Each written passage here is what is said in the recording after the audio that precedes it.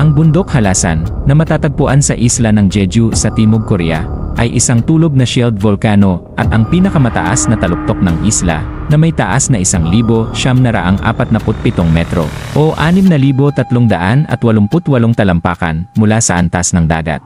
Ayon sa tradisyonal na alamat ng Jeju, ang bundok ay nabuo dahil sa banal na interbensyon ni Hwanin, ang hari ng kalangitan, na naghagis ng isang napakalaking bato sa dagat upang protektahan ang isla mula sa mga dayuhang mananakop. Ang bato, nang ito'y bumagsak, ay nagbunga ng halasan bilang isang simbolo ng proteksyon. Sinasabi na ang tuktok ng bundok ay minsang naging daanan sa pagitan ng kalangitan at lupa, at ang mga Diyos ay bumababa rito upang magmasid sa mga tao sa ibaba.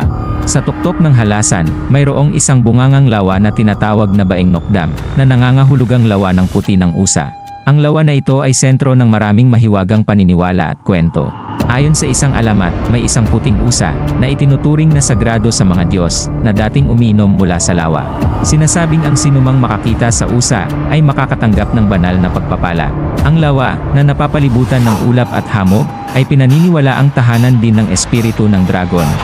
May ilan pang ang nag-aangking nakakita ng isang nilalang, na parang ahas na lumalangoy sa kailaliman nito. Ang lawa ay itinuturing na isang mahiwagang lugar, at naniniwala ang mga lokal na ang tubig nito ay may kakayahang magpagaling, lalo na para sa mga naghahanap ng espiritual na patnubay.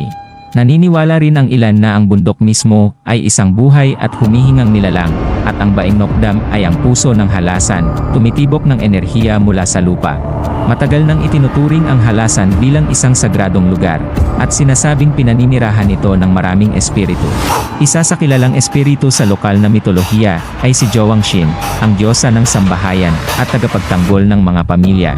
Ayon sa alamat, si Jowangshin ay naninirahan sa loob ng bundok at tinitiyak ang kasaganaan at kaligtasan ng mga taong nagbibigay pugay sa mga Diyos. Naniniwala ang ilan na ang bundok ay isang tulay sa pagitan ng mga buhay at mga patay.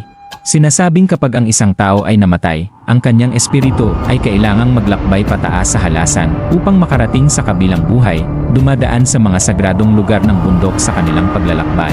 Ang tuktok, na may malinaw na kalangitan at malalangit na atmosfera, ay sinasabing huling hintuan ng mga naglalakbay patungo sa kabilang buhay.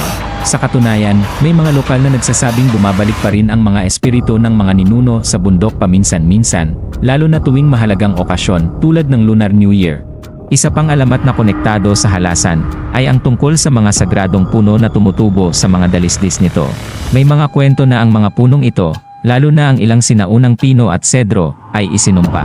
Sinasabing kapag may taong nagtangkang saktan o guluhin ang mga punong ito sa anumang paraan, sila'y makakaranas ng matinding kamalasan.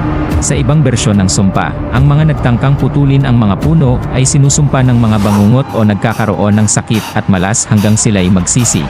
May iba pang nagsasabi na ang mga puno mismo ang gumaganti. Tinatrap ang mga manlalabag sa isang walang hanggang maze sa loob ng makakapal na kagubatan ng bundok. Maraming ulat mula sa mga umaakyat at lokal tungkol sa mga kakaibang ilaw na nakikita sa paligid ng halasan, lalo na malapit sa tuktok at mga bunganga. Inilarawan ng ilan ang mga ito bilang will-o'-the-wisps, mga kumikislap na liwanag na lumilitaw sa hamog o sa gabi, na nagliligaw sa mga manlalakbay mula sa kanilang landas. Ang mga ilaw na ito ay madalas makita malapit sa Baeng Nokdam, at pinaniniwala ang mga espiritu ng bundok na sinusubukang gabayan ang mga tao sa kaligtasan o kapahamakan. May ilan ding nagsasabi na ang mga misteryosong ilaw na ito ay maaaring bunga ng aktibidad ng bulkan ng halasan, kung saan ang mga gas ay lumilikha ng mga liwanag na fenomena.